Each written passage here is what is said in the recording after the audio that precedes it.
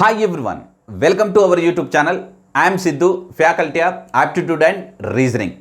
So friends, మీ అందరికీ good news.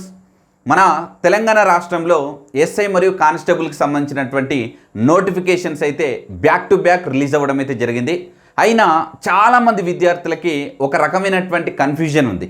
Age limit దగ్గర కావచ్చు, ఎడ్యుకేషనల్ క్వాలిఫికేషన్స్ దగ్గర కావచ్చు, నెక్స్ట్ నెగిటివ్ మార్కింగ్ దగ్గర కావచ్చు, ఈవెంట్స్లలో కావచ్చు.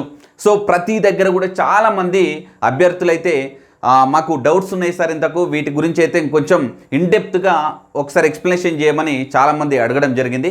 సో వాటి కోసం మీరు ఒకసారి బోర్డు పైన కూడా చూడొచ్చు, చాలా అత్యద్భుతంగా ఈ వీడియో అయితే ఉండబోతుంది. సో నార్మల్గా చూస్తే మీకు అర్థం కాదు, నేను ఎక్స్ప్లెనేషన్ చేస్తూ ఉంటేనే మీకు 1 by 1 ఒక్కొక్కటి అర్థమవుతూ ఉంటుంది. కాబట్టి ఫ్రమ్ బిగినింగ్ నుండి ఎండ్ వరకు చాలా అత్యద్భుతమైనటువంటి పాయింట్స్ని కవర్ చేసేటువంటి ప్రయత్నం చేస్తా. సో రైట్, సో మీకైతే నేను లెఫ్ట్ సైడ్ కానిస్టేబుల్కి సంబంధించినటువంటి ఒక వింగు, నెక్స్ట్ రైట్ సైడ్ ఎస్ఐకి సంబంధించినటువంటి ఒక వింగు, అండ్ మిడిల్లో ఈవెంట్ సంబంధించినటువంటి కాంబినేషన్కి సంబంధించినటువంటిది ఒక గ్రూప్ అయితే ఇవ్వడం జరిగింది. సో మనం ఫస్ట్ కానిస్టేబుల్ గురించి మాట్లాడదాం, తర్వాత ఎస్ఐ గురించి మాట్లాడుకునేటువంటి ప్రయత్నం చేద్దాం. సో మీ అందరికీ తెలిసినటువంటిదే, మన తెలంగాణ రాష్ట్రంలో పోలీస్ కానిస్టేబుల్కి సంబంధించినటువంటి నోటిఫికేషన్స్ అయితే రిలీజ్ అవ్వడం జరిగింది. అడిషన్ లేదా ఎక్సైజ్ కానిస్టేబుల్స్, నెక్స్ట్ ట్రాన్స్పోర్ట్ కానిస్టేబుల్కి సంబంధించినటువంటి నోటిఫికేషన్స్ను కూడా కవర్ చేస్తూ, దాంతోపాటు మన జనరల్ కానిస్టేబుల్స్ అయినటువంటి అంటే సివిల్ కావచ్చు, ఏఆర్ కావచ్చు, ఎస్ఏఆర్ సిపిఎల్ కావచ్చు, నెక్స్ట్ టీఎస్ఎస్పీ కావచ్చు, ఎస్పీఎఫ్ కావచ్చు, నెక్స్ట్ ఫైర్ కావచ్చు, నెక్స్ట్ వార్డర్కి సంబంధించినటువంటి మేల్ ఫీమేల్కి సంబంధించినటువంటిది, నెక్స్ట్ ఐటీ మెకానికల్ సంబంధించినటువంటిది, అండ్ ఫింగర్ ప్రింట్స్ బ్యూరోకి సంబంధించినటువంటి కానిస్టేబుల్స్. సో వీటన్నిటి గురించి కూడా కూలంకషంగా ఇన్డెప్త్గా ఈ వీడియోలో తెలుసుకునేటువంటి ప్రయత్నం చేద్దాం. ఇక ఈ వీడియో తర్వాత అప్ టు 99% వరకు మీ యొక్క డౌట్స్ అన్నీ కూడా క్లియర్ అయిపోతూ ఉంటాయి. సో కాబట్టి బిగినింగ్ నుండి ఎండ్ వరకు మీరు మళ్ళీ చూసేటువంటి ప్రయత్నం అయితే చేయండి. రైట్, సో ఒక్కసారి అబ్జర్వ్ చేయండి. ముందుగా మనకు TSLPRB అండి, అంటే దీన్ని మనం Telangana state level police recruitment board అని అంటాం. సో 2022 సంవత్సరానికి గాను కానిస్టేబుల్ నోటిఫికేషన్స్ అయితే రిలీజ్ చేయడం అయితే జరిగింది. సో కానిస్టేబుల్స్లో ఇప్పుడు మనం 3 రకాలైనటువంటి పోస్టుల గురించి మనం అధ్యయనం చేద్దాం. సో తెలుసుకునే ప్రయత్నం చేద్దాం. ఇదేమో జనరల్ కానిస్టేబుల్ సంబంధించినటువంటిదండి. నెక్స్ట్ ఇవేమో 15,644 ఉన్నాయి. అండ్ సెకండ్ వింగ్ వచ్చేసి ఐటీ మెకానికల్ అంటే ఇన్ఫర్మేషన్ టెక్నాలజీకి సంబంధించినటువంటిది. సో అవి వచ్చేసి మనకు 383 పోస్టులు అయితే ఉండడం జరిగిందండి. అండ్ థర్డ్ వచ్చేసి మనకు ట్రాన్స్పోర్ట్ అండ్ ఎక్సైజ్ కానిస్టేబుల్కి సంబంధించినటువంటిది. ఇవి వచ్చేసి మనకు 677 పోస్టులు అయితే ఉండడం అయితే జరిగింది. రైట్, సో ఇప్పుడు మళ్ళీ మనం ఈ జనరల్ కానిస్టేబుల్స్లో ఉన్నటువంటి గ్రూప్స్ ఏంటి, సో అందులో ఉన్నటువంటి పోస్ట్ కోడ్ ఎంత, అందులో మేల్స్ ఫీమేల్స్కి ఉండేటువంటి రిజర్వేషన్ ఎంత అనేటువంటిది పూర్తి స్థాయిలో నేర్చుకునేటువంటి ప్రయత్నం చేద్దాం. అయితే జనరల్ కానిస్టేబుల్ సంబంధించినటువంటి పోస్టులను మనం 8 రకాలుగా విభజించడం జరిగింది. సో అందులో మొదటిగా వచ్చేసి మనకు సివిల్ కానిస్టేబుల్స్ అని అంటాం, నెక్స్ట్ ఏఆర్ కానిస్టేబుల్స్ అని అంటాం, నెక్స్ట్ సిపిఎల్ ఎస్ఐఆర్ సిపిఎల్ అని అంటాం, నెక్స్ట్ టీఎస్ఎస్పీ అంటాం, నెక్స్ట్ ఎస్పీఎఫ్ అని అంటాం, నెక్స్ట్ ఫైర్మెన్ అంటాం. తర్వాత వార్డర్కి సంబంధించినటువంటి 2 పోస్టులు ఉంటాయి, అంటే మేల్కి సంబంధించినటువంటిది, నెక్స్ట్ ఫీమేల్కి సంబంధించినటువంటి 2 కేటగిరీస్ ఉంటాయి. రైట్, సో ముందుకు మనం సివిలు, ఏఆర్, నెక్స్ట్ వార్డర్కి సంబంధించినటువంటి ఫీమేల్ క్యాండిడేట్స్ గురించి మాట్లాడదామండి. సో ముందుగా ఫీమేల్ క్యాండిడేట్స్ గురించి మాట్లాడంటే వాళ్ళ యొక్క రిజర్వేషన్ను మనం మాట్లాడిన తర్వాత మళ్ళీ మేల్ క్యాండిడేట్స్ సంబంధించినటువంటి దానికోసం మాట్లాడదాం. చూడండి, ఎవరెవరైతే ఫీమేల్ క్యాండిడేట్స్ దేనికి ఎలిజిబుల్ అవుతారంటే చూడండి, ఫీమేల్ క్యాండిడేట్స్ ఎలిజిబుల్ అయ్యేటువంటి పోస్ట్ కేటగిరీస్ అండి. సివిల్ వాళ్ళకి 1/3% రిజర్వేషన్ ఉంటుంది. అండ్ ఏఆర్ కానిస్టేబుల్స్ కూడా ఫీమేల్స్ అనేటువంటి వాళ్ళు ఎలిజిబుల్ అవుతారు, 10% ఉంటుంది. నెక్స్ట్ ఇక్కడ చూడండి 8th పోస్ట్ అండి, ఇది ఫీమేల్కి సంబంధించినటువంటిది. సో వార్డర్కి సంబంధించినటువంటి ఫీమేల్ కేటగిరీ. సో ఇందులో కూడా వాళ్ళు ఫీమేల్స్ పోటీ పడడానికి అవకాశం ఉంటుంది. అంటే మొత్తం మీద కానిస్టేబుల్ పోస్టులలో కేవలం 3 కేటగిరీస్లలో మాత్రమే ఫీమేల్స్ అనే వాళ్ళు పోటీ పడవచ్చు. ఒకటేమో సివిలు, నెక్స్ట్ ఇంకోటేమో ఏఆర్, నెక్స్ట్ ఇంకోటేమో వార్డర్కి సంబంధించినటువంటి ఫీమేల్. అయితే ఈ 8 కేటగిరీస్లలో కేవలం 4కి మాత్రమే మనకు ఈవెంట్స్ అనేటువంటిది, క్వాలిఫికేషన్స్, తర్వాత మెరిట్ అనేటువంటిది ఉంటుంది. మరి అవి ఏంటి ఒకసారి చూద్దాం. AR, SAR CPL, next TSSP, next SPF. ఓకేనా. సో ఈ 4 మాత్రమే అండి. మరొకసారి చూడండి, ఏఆర్ ఉంటుంది, నెక్స్ట్ ఎస్ఏఆర్ సిపిఎల్ ఉంటుంది, టీఎస్ఎస్పి ఉంటుంది, ఎస్పీఎఫ్ ఉంటుంది. ఈ 4 కేటగిరీకి సంబంధించినటువంటి ఏదైతే ఉద్యోగాలు ఉంటాయో వీటికి ఈవెంట్స్లో వచ్చినటువంటి మార్క్స్ను కూడా, అనగా మేల్ అయితే కనుక 1600 మీటర్స్ ఉంటుంది, ఫిమేల్ అయితే కనుక 800 మీటర్స్ ఉంటుంది. సో వాటిలో వచ్చినటువంటి మార్క్స్, మెరిట్ మార్క్స్ను కూడా ఇక్కడ వచ్చేటువంటి మెయిన్ మార్క్స్కు యాడ్ చేయడం అయితే జరుగుతుంది. ఇవి కాకుండా రిమైనింగ్ ఏదైతే కేటగిరీస్ ఉన్నాయో, అనగా సివిల్ కావచ్చు, ఫైర్మెన్ కావచ్చు, నెక్స్ట్ వార్డర్కి సంబంధించినటువంటి మేల్ ఫిమేల్కి సంబంధించినటువంటి ఈ 4 రకాలైనటువంటి పోస్టులకు మాత్రం ఖచ్చితంగా ఈవెంట్స్ అనేటువంటిది కేవలం క్వాలిఫై మాత్రమే. సో మనకు ఫైనల్ రిటర్న్ ఎగ్జామినేషన్ సంబంధించినటువంటి మార్క్స్ని ఆధారంగా చేసుకొని మాత్రం వీటిని మనం మెరిట్లోకి తీసుకోవడానికి అయితే అవకాశం ఉంటుంది. రైట్. సో ఇవి మనం జనరల్ కేటగిరీకి సంబంధించినటువంటి దాని గురించి మాట్లాడుకున్నాం. నెక్స్ట్ సెకండ్ కేటగిరీస్ ఒకసారి మనం మాట్లాడుకున్నట్లయితే ఇన్ఫర్మేషన్ టెక్నాలజీ సంబంధించినటువంటిది అండ్ మెకానిక్స్ సంబంధించినటువంటిది అండ్ డ్రైవర్ సంబంధించినటువంటిది. సో ఈ సెకండ్ కేటగిరీకి సంబంధించినటువంటి వాటిలో సో ఖచ్చితంగా డ్రైవర్స్కి అయితే కనుక కొంత మార్క్స్ అయితే యాడ్ అవ్వడం అయితే జరుగుతుంది. ఎందుకంటే డ్రైవింగ్ లైసెన్స్ ఉంటే కనుక ఆల్మోస్ట్ మనకు 3 మార్క్స్ అనేటువంటిది కేటగిరీలో మనకు ఇంక్లూడ్ చేయడం అయితే జరిగింది. నెక్స్ట్ ట్రాన్స్పోర్ట్ అండ్ ఎక్సైజ్ కానిస్టేబుల్కి సంబంధించినటువంటిది, అది లాస్ట్లో చివరిలో ఏర్పడినటువంటి నోటిఫికేషన్ అండి. సో ఆల్మోస్ట్ మనకు 677 పోస్టులతో అయితే కనుక నోటిఫికేషన్స్ అయితే రిలీజ్ అవ్వడం జరిగింది. సో వీటికి సంబంధించినటువంటి ఫీజు స్ట్రక్చర్స్ ఏ విధంగా ఉంటుంది, ఏజ్ లిమిట్ ఏ విధంగా ఉంటుంది, ఎడ్యుకేషనల్ క్వాలిఫికేషన్స్ ఏ విధంగా ఉంటాయి, అండ్ ప్రిలిమినరీ ఏ విధంగా ఉంటుంది, ఈవెంట్స్ ఏ విధంగా ఉంటాయి, నెక్స్ట్ ఫైనల్ రిటర్న్ ఎగ్జామినేషన్స్ ఏ విధంగా ఉంటాయి, నెక్స్ట్ ఫైనల్ సెలెక్షన్స్ ఏ విధంగా ఉంటాయి, నెక్స్ట్ ఫిజికల్ మెజర్మెంట్స్ ఏ విధంగా ఉంటాయి, ఫిజికల్ ఎఫిషియన్సీ టెస్ట్ ఏ విధంగా ఉంటుంది అనే దాని గురించి మనం క్లియర్గా ఈ వీడియోలో నేర్చుకునేటువంటి ప్రయత్నం చేద్దాం. సో ముందుగా అప్లికేషన్స్ ఒకసారి చూద్దాం. సో ఇప్పుడు మనం సెకండ్ పార్ట్లోకి వచ్చినామండి, అప్లికేషన్స్. సో ఏదైతే టీఎస్ఎల్పిఆర్బి బోర్డు కండక్ట్ చేస్తున్నటువంటి 2022 నోటిఫికేషన్లో కానిస్టేబుల్స్ అనేటువంటి ఎగ్జామినేషన్స్ అనేటువంటిది 2 మే నుంచి స్టార్ట్ అవుతాయండి అప్లికేషన్స్. టిల్ 28 మే వరకు అయితే అప్లికేషన్స్ అయితే ఎండ్ అవుతాయి. సో ఇది మీరు గుర్తుపెట్టుకోండి, ఇవి ఈ 3 కేటగిరీలకు సంబంధించినటువంటి ప్రతి నోటిఫికేషన్స్ కూడా ఇవే అండి అప్లికేషన్ డేట్స్. అంటే 2 మే 2022 రోజేమో అప్లికేషన్స్ అనేది ఎనేబుల్ అవుతుంది. నెక్స్ట్ 28 మే వరకు అయితే అప్లికేషన్స్ అనేది ఎండ్ అయిపోతుంది. సో వీటికి సంబంధించినటువంటి ఫీజ్ స్ట్రక్చర్స్ కూడా ఏ విధంగా ఉంటుందో ఒకసారి చూద్దాం. సో జనరల్గా ఒకసారి చూడండి, ఈ అప్లికేషన్ సంబంధించినటువంటి సర్టిఫికేట్స్ ఏమేమి సబ్మిట్ చేయాలి అనేటువంటిది మరొక వీడియోలో మళ్ళీ తెలుసుకునేటువంటి ప్రయత్నం చేద్దాం. సో ఇదంతా కూడా ఓవరాల్గా లుక్ వేద్దాం మనం. తర్వాత నెక్స్ట్ వచ్చేటువంటి వీడియోస్లో మీరు కోరుకుంటే కనుక నెక్స్ట్ వచ్చేటువంటి వీడియోస్లో మళ్ళీ దానికి సంబంధించినటువంటి ఇంకా పూర్తి ఇన్ఫర్మేషన్ మేము ముందు వచ్చేటువంటి ప్రయత్నం చేస్తాను. రైట్. సో ఫీజ్ స్ట్రక్చర్ గురించి మాట్లాడుకునేటువంటి ప్రయత్నం చేద్దామండి. ఓసీ వాళ్ళకి, ఈడబ్ల్యూఎస్ వాళ్ళకి, బీసీ వాళ్ళకి అయితే 800 రూపాయలు ఉంటుంది. అలా కాకుండా ఎస్సీ ఎస్టీ వాళ్ళకి మాత్రం 400 రూపీస్ ఉంటుంది. సో ఓసీ అంటే ఓపెన్ కేటగిరీ అండి. నెక్స్ట్ ఈడబ్ల్యూఎస్ అని అంటే ఎకనామికల్లీ వీకర్ సెక్షన్ అని అంటాం. నెక్స్ట్ బీసీ అంటే బ్యాక్వర్డ్ కమ్యూనిటీకి సంబంధించినటువంటి వాళ్ళు. Next schedule caste, schedule tribes సంబంధించినటువంటి వాళ్ళకైతే 400 రూపీస్ ఉంటుంది. సో ఇదైతే ఫీ స్ట్రక్చర్ సంబంధించినటువంటిదండి. నెక్స్ట్ ఎడ్యుకేషన్ క్వాలిఫికేషన్స్ కనుక ఒకసారి మాట్లాడుకున్నట్లయితే సో ఖచ్చితంగా ఇక్కడ ఒకసారి మనం మెయిన్ చేంజెస్ అనేటువంటిది ఒకసారి గమనించే ప్రయత్నం చేయండి. ఎవరైనా సరే వాళ్ళు ఏ కేటగిరీస్ వాళ్ళైనా సరే ఖచ్చితంగా కానిస్టేబుల్స్కి ఈ నోటిఫికేషన్ నుంచి ఇంటర్మీడియట్ అనేటువంటిది ప్రామాణికంగా తీసుకుంటున్నారు. సో ఇంటర్మీడియట్ లేదా ఈక్వివలెంట్ ఇంటర్మీడియట్కి సంబంధించినటువంటిది, అంటే అది ఓపెన్ ఇంటర్ కావచ్చు, లేకపోతే డిప్లొమా కావచ్చు, వీటికి కూడా వాళ్ళు ఎలిజిబుల్ అవుతూ ఉంటారు. So no problem. అండ్ కానీ ఇక్కడ మేజర్ చేంజెస్ ఏంటంటే లాస్ట్ నోటిఫికేషన్స్లో మనకు ఎవరైతే ఎస్సీ ఎస్టీకి సంబంధించినటువంటి కమ్యూనిటీ వాళ్ళు ఇంటర్మీడియట్లో 2 సంవత్సరాలు ఎగ్జామినేషన్స్ అటెంప్ట్ చేస్తే సరిపోతుంది. అంటే వాళ్ళు పాస్ అయినా ఫెయిల్ అయినా సరే ఇంతకుముందు తీసుకునేవాళ్ళు. బట్ ఇప్పుడైతే అలా ఏం లేదు. సో ఇక్కడైతే అందరిని కూడా ఈక్వల్ చేశారు. సో ఖచ్చితంగా కానిస్టేబుల్స్కి ఎడ్యుకేషనల్ క్వాలిఫికేషన్ అనేటువంటిది ఖచ్చితంగా ఇంటర్మీడియట్ అనేటువంటిది పాస్ అయి ఉండాలి. ఎప్పటి వరకు అని అంటే సో 1 జూలై 2022 వరకు అయితే ఖచ్చితంగా అందరూ కూడా ఇంటర్మీడియట్ అనేటువంటిది పాస్ అయి ఉండాలి. సో ఎగ్జామినేషన్స్ కానీ ఫైనల్ ఇయర్ స్టూడెంట్స్ అనేటువంటి వాళ్ళు కూడా ఎలిజిబుల్ కదండి. ఖచ్చితంగా మీకు ఎగ్జామ్స్ రాసి ఉండాలి అండ్ మీకు పాస్ మార్క్స్ సంబంధించినటువంటి రిపోర్ట్స్ కూడా వచ్చి ఉండాలి. సో అట్లయితే మీరు ఎలిజిబుల్ అవుతారు. రైట్. సో ఇది ఎడ్యుకేషన్ క్వాలిఫికేషన్ సంబంధించినటువంటిది అండి. అండ్ ఏజ్ లిమిట్ అనేది చాలా చాలా చాలా ఇంపార్టెంట్. సో లాస్ట్ ఇయర్కి ఈ ఇయర్కి అనేటువంటి ఏజ్ లిమిట్స్ అనేటివి చాలా చాలా మారిపోయాయి. సో ఏజ్ లిమిట్ అనేటువంటిది ఏంటిది, పోస్ట్ కేటగిరీని బట్టి ఇంతకుముందు నోటిఫికేషన్స్లో వేరువేరుగా ఉండేది. బట్ ఇప్పుడు అలా ఏం లేదు. సో దాదాపుగా ఏజ్ లిమిట్ ఏ విధంగా ఉంటుందో చూసే ప్రయత్నం చేద్దాం. ఓపెన్ కేటగిరీ వాళ్ళండి అసలు బేసికల్గా మినిమం ఏజ్ వచ్చేసి 18 ఇయర్స్ ఉంటుంది.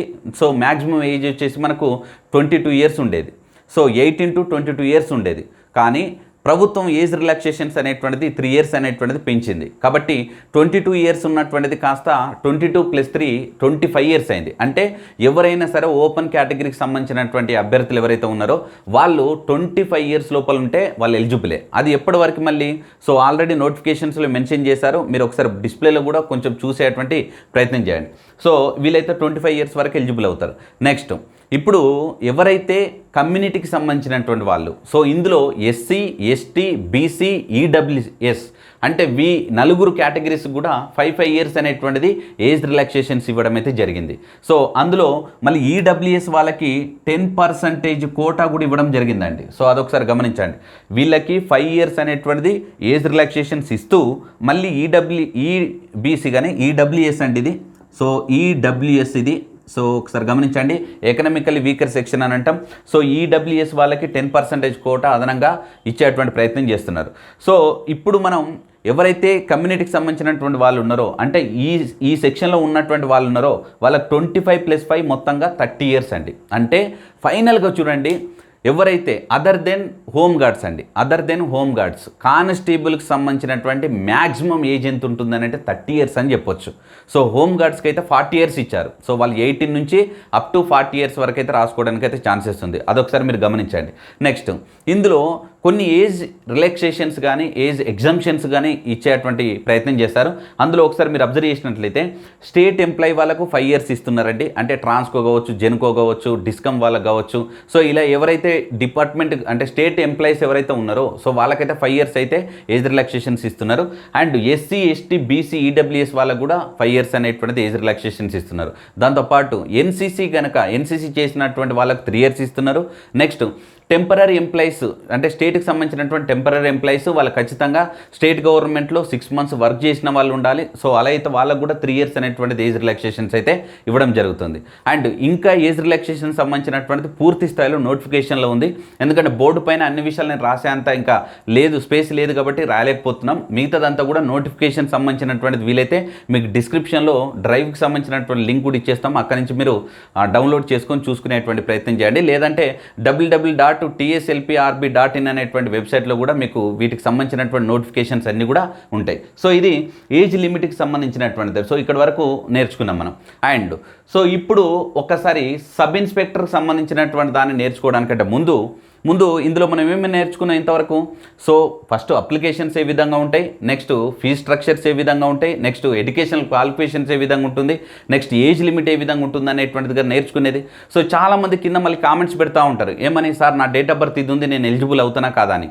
సో మీరు డేట్ ఆఫ్ బర్త్ అనేటువంటిది చెక్ చేసుకోవడానికి ఒకసారి మీరు గూగుల్లో కానీ నెట్లో కానీ ఏజ్ క్యాల్కులేషన్స్ ఉంటాయి. సో మీరు మీ యొక్క డేట్ కొడితే మీరు ఆ డేట్ అనేటువంటిది ఎన్ని ఇయర్స్, ఎన్ని మంత్స్, నెక్స్ట్ ఎన్ని డేస్ వస్తుందని క్లియర్గా చెప్తా ఉంటారు. సో వీలైతే దానికి సంబంధించినటువంటి లింక్ కూడా మీకు డిస్క్రిప్షన్లో ప్రొవైడ్ చేసేటువంటి ప్రయత్నం చేస్తాను. రైట్. సో దీని తర్వాత మళ్ళీ మనకు ప్రిలిమినరీ రిటన్ ఎగ్జామినేషన్స్ అని ఉంటుందండి. సో ఇదేది కానిస్టేబుల్స్ గురించి మాట్లాడుతున్నా, నెక్స్ట్ ఎస్ఐ గురించి తర్వాత మాట్లాడదాం. సో ఇది వెరీ వెరీ ఇంపార్టెంట్ అండి. సో మెయిన్ చేంజెస్ ఇక్కడ ప్రిలిమినరీ ఎగ్జామినేషన్స్ దగ్గర జరిగింది. సో మరి ప్రిలిమినరీ ఎగ్జామినేషన్స్ ఏ విధంగా ఉంటుందో ఒకసారి చూసేటువంటి ప్రయత్నం చేద్దాం. సో ముందుగా ప్రిలిమినరీ ఎగ్జామినేషన్స్ అనేటువంటి 200 మార్క్స్ ఉంటాయండి. సో ఇందులో మీకు జనరల్ స్టడీస్ ఉంటుంది, ప్లస్ అర్థమెటిక్ రీజనింగ్ ఉంటుంది. సో అర్థమెటిక్ రీజనింగ్ సంబంధించినటువంటి పార్ట్ అనేది ఆల్మోస్ట్ మీకు 75 మార్క్స్ వరకు వస్తుంది. నెక్స్ట్ దీంట్లో ఇంగ్లీష్ కూడా యాడ్ అయి ఉంటుంది. సో మొత్తం మీద మీకు 100 మార్క్స్ ఇవి ఉంటాయి. నెక్స్ట్ జనరల్ స్టడీస్ అనేటువంటిది 100 లేదా 120 వరకు అయితే జనరల్ స్టడీస్ అనేటువంటి క్వశ్చన్స్ అయితే రావడానికి అవకాశం ఉంది. మొత్తం 3 అవర్స్ టైం ఉంటుంది, 200 క్వశ్చన్స్ ఉంటాయి, 200 మార్క్స్ ఉంటాయి. అయితే ఇక్కడే ఇంకొక మంచి నిర్ణయం అని చెప్పాలి. ఎందుకనంటే ఇంతకు ముందు నోటిఫికేషన్స్లో క్వాలిఫైయింగ్ మార్క్స్ అనేటువంటిది డిఫరెంట్ కేటగిరీస్కి వేరువేరుగా ఉండేది. అంటే ఎస్సీ వాళ్ళకు 30% అనగా 200కు 60 మార్క్స్ వస్తే సరిపోతుందని, నెక్స్ట్ బీసీ వాళ్ళకు 35% అంటే 200కు 70 మార్క్స్ వస్తే సరిపోతుందని, సో నెక్స్ట్ ఓపెన్ కేటగిరీకి సంబంధించినటువంటి వాళ్ళకు 40% రావాలి, అంటే 80 మార్క్స్ రావాలన్నట్టు.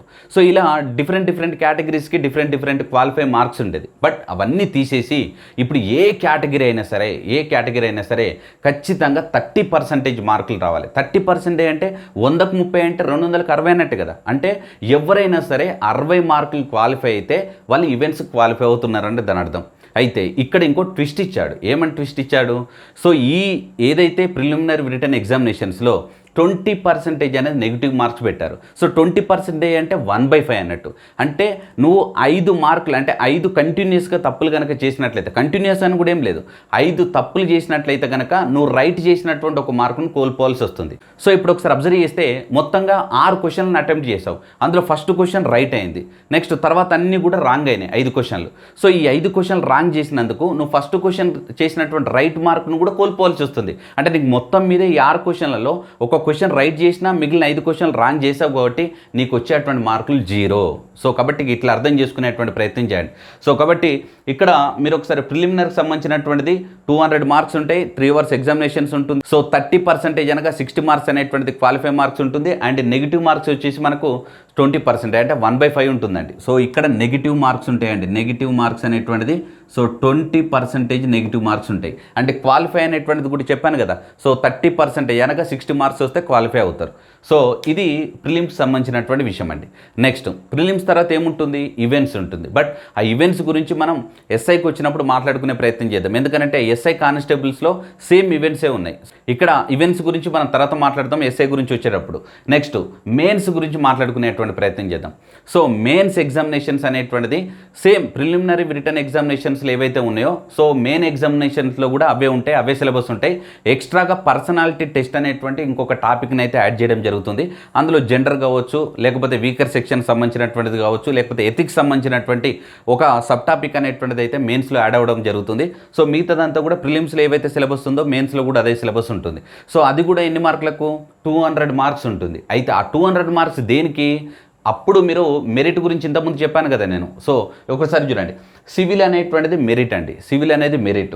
నెక్స్ట్ ఇగో చూడండి, ఈ లాస్ట్ 3 ఉన్నాయి చూడండి, ఇవి కూడా మెరిటే. బాగా అబ్జర్వ్ చేయండి. ఒక సివిల్ అనేటువంటిది మెరిట్, నెక్స్ట్ లాస్ట్లో 3 ఉన్నటువంటి కేటగిరీస్ అంటే ఫైర్మెన్ కావచ్చు, వార్డర్, మేల్ ఫిమేల్ సంబంధించినటువంటి సో ఈ 4 పోస్టులు అనేటువంటిది మెరిట్. కాబట్టి వాటిని మనం 200 మార్క్స్ కండక్ట్ చేస్తారు. నెక్స్ట్ ఇక్కడ 100 మార్క్స్ అని రాశాను కదా, ఈ 100 మార్క్స్ అనేటువంటిది చూడండి, ఏఆర్కి, ఎస్ఆర్ సిపిఎల్కు, టీఎస్ఎస్పికి, ఎస్పీఎఫ్కి అండి. ఈ 4 కేటగిరీస్కి మనకు 100 మార్క్స్కే నిర్వహిస్తారు. అరే 100 మార్క్స్ అంటే ఏంటన్నట్టు, బేసికల్గా క్వశ్చన్ పేపర్ అనేది 200కే ఉంటుంది. బట్ దాన్ని మనం 100 మార్క్స్కి క్యాల్కులేషన్ చేస్తాం. మరి మిగిలినటువంటి 100 మార్క్స్ దేంతో మనం పోలుస్తాం, అప్పుడు ఇప్పుడు ఈవెంట్స్ గురించి మాట్లాడుకోవాలి. సో ఈవెంట్స్లో చూడండి 1600 మీటర్స్ ఉంది కదా. సో ఈ 1600 మీటర్స్కి 100 మార్క్స్ కేటాయించాలండి. సో ఇక్కడ వచ్చేటువంటి మెరిట్ మార్క్స్ను ఇక్కడ వచ్చేటువంటి 100 మార్క్స్కి యాడ్ చేస్తారు. చేసి అవుట్ ఆఫ్ 200కి మీకు ఎన్ని మార్క్స్ వచ్చాయి. సో కాబట్టి ఆ విధంగా కంపేరింగ్ చేసేటువంటి అవకాశం ఉంటుంది. సో ఇదంతా మనం కానిస్టేబుల్కి సంబంధించినటువంటి దాని గురించి మాట్లాడుకున్నాం ఇప్పటివరకు. సో ఇక్కడ మరి ఇంకొక విషయాన్ని కూడా మీరు అబ్జర్వ్ చేయాలి, ఇక్కడ నార్మలైజేషన్ అని. సో నార్మలైజేషన్ అనేటువంటిది ఇప్పుడు చెప్తే మీకు అర్థం కాదు. సో నేను దాన్ని గ్రాఫికల్గా దాన్ని మీకు ఒక ఎగ్జాంపుల్గా ఇచ్చి మీకు ఎక్స్ప్లెనేషన్ చేసే ప్రయత్నం చేస్తాం. మరొక వీడియోలో మీకు నార్మలైజేషన్స్ ఏ విధంగా చేస్తారు, నార్మలైజేషన్స్ వల్ల మనకు లాభమా నష్టమా, మనం ఎంత స్కోర్ చేయాలి, అయితే ఈవెంట్ స్కోర్ చేయాలా, మెరిట్ ఈ రిటర్న్ టెస్ట్ తోటి స్కోర్ చేయాలనేటువంటిది పూర్తి స్థాయిలో మీకు అక్కడ ఎక్స్ప్లెనేషన్ చేసేటువంటి ప్రయత్నం చేస్తాం. సో ఈ ఏదైతే 1600 మీటర్స్ సంబంధించినటువంటి ఇక్కడ ఈవెంట్స్ మార్క్స్ ఉన్నాయో, నెక్స్ట్ రిటర్న్ ఎగ్జామినేషన్ సంబంధించినటువంటి మార్క్స్ ఉన్నాయో, వీటన్నిటిని మెర్జ్ చేసి నార్మలైజేషన్ స్కోర్ తీస్తారు. అది చాలా చాలా ఇంపార్టెంట్. సో కాబట్టి నార్మలైజేషన్స్ గురించి నేను తర్వాత మాట్లాడేటువంటి ప్రయత్నం చేస్తాను. రైట్. సో టిల్ నవ్ వరకు మనం ఇప్పుడు కానిస్టేబుల్కి సంబంధించినటువంటి ప్రొసీజర్స్ ఏ విధంగా ఉంటాయి, సో వాటికి సంబంధించినటువంటి సో ఇంపార్టెంట్ పాయింట్స్ అన్నీ కూడా మనం నేర్చుకున్నాం కదా. ఇప్పుడు sub inspector of police in తెలంగాణకు సంబంధించినటువంటి దాని గురించి మాట్లాడుకునేటువంటి ప్రయత్నం చేద్దాం. సో మొత్తంగా మనకు టీఎస్ఎల్పిఆర్బి బోర్డు నుంచి 2022 నోటిఫికేషన్స్ గాను సబ్ ఇన్స్పెక్టర్ పోస్టులు మనకు 554. ఇవన్నీ కూడా జనరల్ సబ్ ఇన్స్పెక్టర్స్ అండి. సో దాంతోపాటు మళ్ళీ మనకు ఇక చూడండి ఐటీ, మెకానికల్, ఫింగర్ ప్రింట్స్ బ్యూరోకి సంబంధించినటువంటి మొత్తం కూడా 33 పోస్టులు ఉన్నాయి. సో ఇదంతా కూడా వేరే అంటే మన కమ్యూనికేషన్ టెక్నికల్గా ఎవరైతే క్వాలిఫికేషన్స్ ఉంటారో వాళ్ళకి సంబంధించినటువంటి పోస్టులు. అండ్ జనరల్ డిగ్రీతో ఉండేటువంటి పోస్టులు ఇవ్వండి 554 పోస్టులు ఉంటాయి. సో ఇందులో ఈ 554లో సో ఒక్కొక్క జోన్కు ఏ విధంగా ఉంటుందనేటువంటిది మీకు నోటిఫికేషన్స్లో క్లియర్గా ఉంటుంది. నేను మొత్తంగా నోటిఫికేషన్స్లో వచ్చేటువంటి వేకెన్సీస్ని మాత్రమే ఎక్స్ప్లెనేషన్ చేస్తున్నా.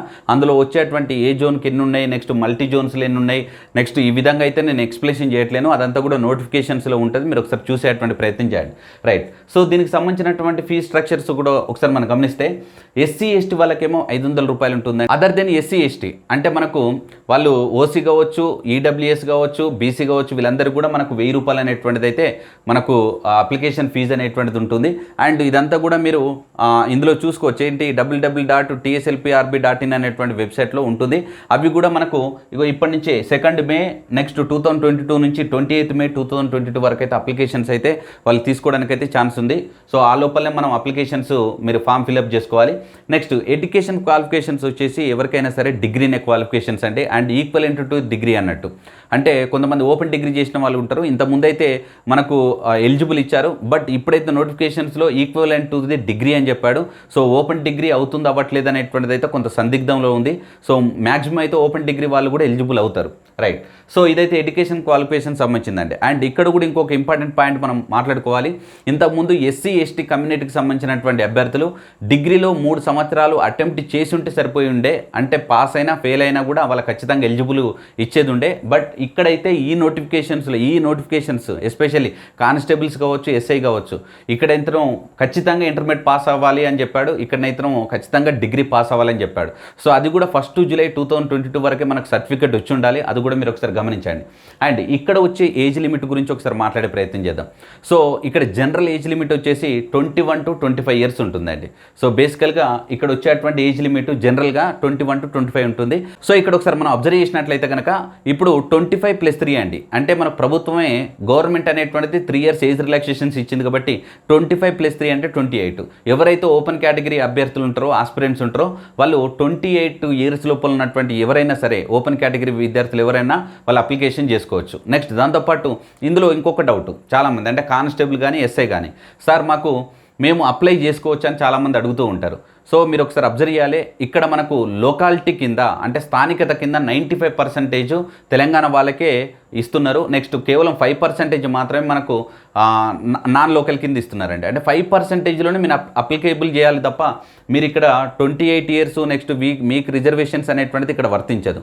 సో మీరు ఒకవేళ బయట రాష్ట్రానికి సంబంధించినటువంటి వ్యక్తులు ఉన్నట్లయితే, నాన్ లోకల్ కేటగిరీకి సంబంధించినటువంటి అభ్యర్థులైతే మీరు ఎస్సీ అయినా, ఎస్టీ అయినా, బీసీ అయినా మీరు ఖచ్చితంగా ఓపెన్ కేటగిరీ కిందకే వస్తారు. కేవలం తెలంగాణలో ఉన్నటువంటి వ్యక్తులకు మాత్రమే రిజర్వేషన్ వర్తిస్తుంది, మిగిలిన వాళ్ళకు వర్తించదు. అదొకసారి గమనించేటువంటి ప్రయత్నం చేయండి. సో కాబట్టి ఇప్పుడు ఓపెన్ కేటగిరీ వాళ్ళు 28 years లోపల ఉన్న వాళ్ళు ఎవరైనా కూడా అప్లికేబుల్ చేసుకోవచ్చు. నెక్స్ట్ దాంతోపాటు ఎస్సీ, ఎస్టీ, బీసీ, ఈడబ్ల్యూఎస్ వీళ్ళకి మాత్రం 5 years ఏజ్ రిలాక్సేషన్స్ ఇచ్చాడు కాబట్టి 28+5 అంటే 33 years. అంటే మ్యాక్సిమంగా 33 years లోపల ఉన్నటువంటి ఎవరైనా సరే, ఎవరైతే రిజర్వేషన్ క్యాండిడేట్స్ ఉన్నారో వాళ్ళు మీరు ఎస్ఐ పోస్టులకు అయితే ఎలిజిబుల్ అవుతారు. సో కాబట్టి 28+5 ఎంత అంటే 33 years. వీళ్ళు ఎస్సీ, ఎస్టీ, బీసీ, ఈడబ్ల్యూఎస్ సంబంధించినటువంటి అభ్యర్థులు 33 years లోపల ఎవరైనా కూడా ఎలిజిబుల్ అవుతారు. నెక్స్ట్ సో వీటికి సంబంధించినటువంటి ప్రిలిమినరీ రిటన్ టెస్ట్ సంబంధించింది ఒకసారి మనం మాట్లాడుకునే ప్రయత్నం చేద్దాం. ఇందులో మనకు జిఎస్ నెక్స్ట్ అర్థమెటిక్ రీజనింగ్ అనేటువంటి ఒక 2 పేపర్స్ ఉంటాయండి. సో ఇవి కండక్ట్ చేయడం ఒకే పేపర్గా కండక్ట్ చేస్తారు. మార్కులు మాత్రం 200 మార్కులు ఉంటాయి. టైం వచ్చేసి 3 hours ఉంటుంది. సో 200 క్వశ్చన్స్కు 200 మార్క్స్ ఉంటాయి. సేమ్ ఈ ప్రిలిమినరీలో కూడా నెగిటివ్ మార్కింగ్ ఉంటుంది. సో మీరు ఖచ్చితంగా 30% ఆఫ్ ది 200 అంటే మీకు ఖచ్చితంగా 60 మార్క్స్ వచ్చి ఉండాలి. అండ్ 20% అని నెగిటివ్ మార్కింగ్స్ ఉంటాయి. సో ఇది కానిస్టేబుల్స్కి ఏ విధంగా ఉందో ఎస్ఐ కూడా ఆ విధంగానే ఉందో అదొకసారి మీరు గమనించేటువంటి ప్రయత్నం చేయండి. సో అంటే 5 తప్పులు కనుక చేసినట్లయితే మీరు ఇంతకుముందు చేసినటువంటి రైట్ ఆన్సర్ కూడా రాంగ్ అవుతుంది. సో కాబట్టి అదొకసారి మీరు గమనించేటువంటి ప్రయత్నం చేయండి. సో ఇక్కడ రాసారు చూడండి 30% ఆఫ్ 260 మార్క్స్ అనేటువంటిది క్వాలిఫై. సో ఇక్కడ 20% అనేటువంటిది నెగిటివ్లో మనకు ఉండడానికి, నెగిటివ్ మార్కింగ్ ఉండడానికి అయితే అవకాశం ఉంది. అండ్ ఇక్కడ కూడా మీరు ఒకసారి ఒక విషయాన్ని అయితే గమనించాలి. ఎవరు SC, ST, BC, OC, EWS ఎవరైనా సరే 30% ఆఫ్ ది 200 అండి ఖచ్చితంగా. ఇంతకుముందు ఏ విధంగా ఉండేది? సో ఇంతకుముందు కానిస్టేబుల్ చెప్పినట్టుగా ఎస్సీ, ఎస్టీ వాళ్ళకైతే 30%, బీసీ వాళ్ళకి 35%, ఓసీ వాళ్ళకైతే 40% అని ఈ విధంగా సో లేయర్స్ ఉండేది. వీటన్నిటిని తీసేసి కేవలం అందరు కూడా సమానమే అన్నట్టు సో 30% ఆఫ్ ది 200 అంటే 60 మార్క్స్ వస్తే వాళ్ళు క్వాలిఫై అవుతారు. సో ఇప్పుడు మనం ఫైనల్ రిటర్న్ ఎగ్జామినేషన్స్ గురించి మాట్లాడదాం. ఫైనల్గా మనం ఈవెంట్స్ గురించి మాట్లాడదాం. సో ఫైనల్ రిటర్న్ ఎగ్జామినేషన్స్ అనేటువంటిది ఎస్ఐలో మనకు 4 పేపర్స్ ఉంటాయి. సో ఫస్ట్ పేపర్ వచ్చేసి ఇంగ్లీష్ ఉంటుంది, సెకండ్ పేపర్ వచ్చేసి తెలుగు ఉంటుంది, థర్డ్ పేపర్ వచ్చేసి arithmetic reasoning, next advanced mathematics ఉంటుంది, నెక్స్ట్ ఫోర్త్ పేపర్ వచ్చేసి GS and general studies and general science and technology సంబంధించినటువంటి జిఎస్ అండ్ జీకే సంబంధించినటువంటిది ఉంటుంది. సో అదొకసారి గమనించండి. అయితే ఇక్కడ ఏదైతే పేపర్ 1 పేపర్ 2 అని అన్నామో, సో పేపర్ 1 అనేటువంటిది ఇంగ్లీష్ అండి. పేపర్ 1 అనేది ఇంగ్లీష్. ఇందులో మళ్ళీ 2 సబ్ కేటగిరీస్ ఉంటాయి. ఒకటేమో 25 మార్క్స్ ఉంటుంది, ఇంకోటేమో 75 మార్క్స్ ఉంటుంది. ఈ 25 మార్క్స్ ఉండేదాన్ని మనం ఆబ్జెక్టివ్ ఓరియంటేషన్ అంటాం. 75 మార్క్స్ ఉండేటువంటిది డిస్క్రిప్టివ్ ఉంటుంది. అయితే ఏదైతే ఆబ్జెక్టివ్ ఓరియంటేషన్లో 25% అని చెప్పామో అందులో 1/4 నెగిటివ్ ఉంటుంది. సో నెగిటివ్ మార్కింగ్ ఉంటుంది. అది తెలుగులో ఉంటుంది అండ్ ఇంగ్లీష్లో కూడా ఉంటుంది. సో పేపర్ 1 అనేటువంటిది ఇంగ్లీష్ అండి. పేపర్ 1లో మళ్ళీ పార్ట్ ఏకి సంబంధించినటువంటిది. సో పార్ట్ ఏలో 25 మార్క్స్ ఉంటే ఆ 25లో 25% అనేది నెగిటివ్ మార్క్ ఉంటుంది. అంటే 1/4. ప్రతి 4 తప్పులకి ఒక కరెక్ట్ సమాధానం అనేటువంటిది తొలగించబడుతుంది అన్నట్టు. నెక్స్ట్ ఇప్పుడు తెలుగులో రాసుకోవచ్చు, దాంతోపాటు ఉర్దూలో కూడా రాసుకోవడానికి ఛాన్స్ ఇచ్చారు. సో కాబట్టి ఈ తెలుగు ఉంటుంది ప్లస్ ఉర్దూలో కూడా రాసుకోవచ్చు. సేమ్ ఇంగ్లీష్లో చెప్పుకున్నటువంటి విధంగా ఇందులో కూడా పార్ట్ ఏ పార్ట్ బి అనేటువంటి 2 ఉంటాయి. సో పార్ట్ ఏలో మళ్ళీ 1/4 అనేటువంటి నెగిటివ్ మార్క్స్ అనేటువంటిది ఉంటుంది. Next arithmetic reasoning, next general studies సంబంధించినటువంటిది. సో ఈ 2 మాత్రం మెరిట్కి సంబంధించినటువంటి అండి. ఏవైతే ఈ రెండింటి గురించి మాట్లాడుతున్నామో ఈ రెండిట్లో వచ్చినటువంటి మార్కులను ఆధారంగా చేసుకొని మనం ఉద్యోగానికి మనం ఎలిజిబుల్ అవుతాం. అయితే ఈ మెరిట్ అనేటువంటిది కూడా మళ్ళీ దేనికి ఉంటుంది చూడండి.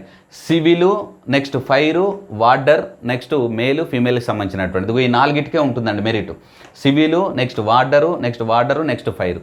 అండ్ ఇక రిమైనింగ్ ఏవైతే 4 ఉన్నాయో అంటే సెకండ్, థర్డ్, ఫోర్త్, ఫిఫ్త్ ఉన్నాయి కదా, ఈ 4కి మళ్ళీ మనకి ఈవెంట్స్లో వచ్చేటువంటి మార్క్స్ 1600 మార్క్స్, 100 మార్క్స్ను నెక్స్ట్ అందులో వచ్చేటువంటి ఏవైతే అంటే సగానికి మార్కులను మనం తగ్గించేసి వాటిని యాడ్ చేస్తూ నార్మలైజేషన్ మార్కులను యాడ్ చేస్తూ అప్పుడు వాళ్ళు మెరిట్ని ప్రకటిస్తూ ఉంటారు. సో కాబట్టి ఇది మనకు ప్రిలిమినరీ నెక్స్ట్ మెయిన్స్ సంబంధించినటువంటిది. అండ్ ఇంకొక మెయిన్ చేంజెస్ ఎక్కడ చేశారు అని అంటే ఈవెంట్స్ గురించి అండి. సో ఈవెంట్స్ అనేటువంటిది ఎస్ఐ కానిస్టేబుల్స్ అందరూ కూడా సమానంగానే ఉంది. సో మేల్ క్యాండిడేట్స్ అయితే కనుక 1600 మీటర్స్ ఉంటుంది, నెక్స్ట్ లాంగ్ జంప్ ఉంటుంది, నెక్స్ట్ షార్ట్ పుట్ ఉంటుందండి. సో అదొకసారి మీరు గమనించే ప్రయత్నం చేయండి. చూడండి మేల్ క్యాండిడేట్స్ వాళ్ళు 1600 మీటర్స్ ఉంటుంది, లాంగ్ జంప్ ఉంటుంది, షార్ట్ పుట్ ఉంటుంది. ఈ 2 అనేటువంటి ఏది లాంగ్ జంప్ షార్ట్ పుట్ అనేటువంటి జస్ట్ క్వాలిఫై అయితే సరిపోతుంది. నెక్స్ట్ ఈ 1600 మీటర్ మాత్రం మెరిట్ అండి, 100 మార్క్స్ ఉంటుంది, అది గమనించండి. ఎవరైతే ఫీమేల్ క్యాండిడేట్స్ ఉంటారో వాళ్ళకు 800 మీటర్స్ కండక్ట్ చేస్తారు. ఈ 800 మీటర్స్నేమో 100 మార్కులకు మెరిట్గా తీసుకుంటారు. మిగిలిన 2 అనేటువంటిదేమో మనకు జస్ట్ క్వాలిఫై అయితే సరిపోతుంది. అండ్ ఫిజికల్ మెజర్మెంట్ టెస్ట్ అనేటువంటిది అంటే మనకు హైట్కి సంబంధించినటువంటిది, నెక్స్ట్ చెస్ట్కి సంబంధించినటువంటిది. సో మేల్ క్యాండిడేట్స్ అయితే కనుక 167.6 మీటర్స్ ఉండాలి, ఫీమేల్ క్యాండిడేట్స్ అయితే 152.5 మీటర్స్ ఉండాలి.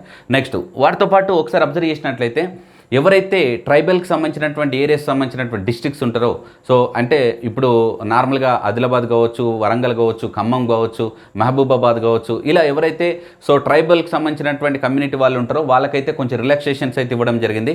వీళ్ళు 160 మీటర్స్ ఉన్న ఎలిజిబుల్ అవుతారు, వీళ్ళు 150 మీటర్స్ ఉన్న కూడా ఎలిజిబుల్ అవుతారు. సో ఇదైతే ఒకసారి గమనించేటువంటి ప్రయత్నం అయితే చేయండి. అండ్ ఇవంతా కూడా మనకు ఎస్ఐ కానిస్టేబుల్కి సంబంధించినటువంటి టోటల్ ఇన్ఫర్మేషన్ అండి. రైట్ ఫ్రెండ్స్, ఇదంతా ఎస్ఐ కానిస్టేబుల్కి సంబంధించినటువంటి నోటిఫికేషన్లో సో వాటిలో ఉన్నటువంటి సో మొత్తం టోటల్ ఇన్ఫర్మేషన్ అయితే నాకు తెలిసినంత వరకు చెప్పేసేటువంటి ప్రయత్నం చేశాను. సో ఇంకా అక్కడెక్కడ ఏమన్నా పాయింట్స్ కనుక మిస్ అయిపోయినట్లయితే మీరు కింద కామెంట్ సెక్షన్లో తెలియజేయండి. సో మీరు ఇచ్చేటువంటి కామెంట్స్ను ఆధారంగా చేసుకొని నేను మరొక వీడియోలో మీకు దీని గురించి పూర్తి ఇన్ఫర్మేషన్ అనేటువంటిది చెప్పేటువంటి ప్రయత్నం చేస్తాను. సో ఇప్పటివరకు మనం కానిస్టేబుల్స్లో ఉన్నటువంటి ఎన్ని పోస్టులు అయితే ఉన్నాయో, నెక్స్ట్ ఎస్ఐకి సంబంధించినటువంటి ఎన్ని పోస్టులు అయితే ఉన్నాయో వాటి యొక్క సెలక్షన్స్ విధానాలన్నిటి గురించి కూడా మనం కూలంకషంగా నేర్చుకోవడానికి ప్రయత్నం చేశాం కదా.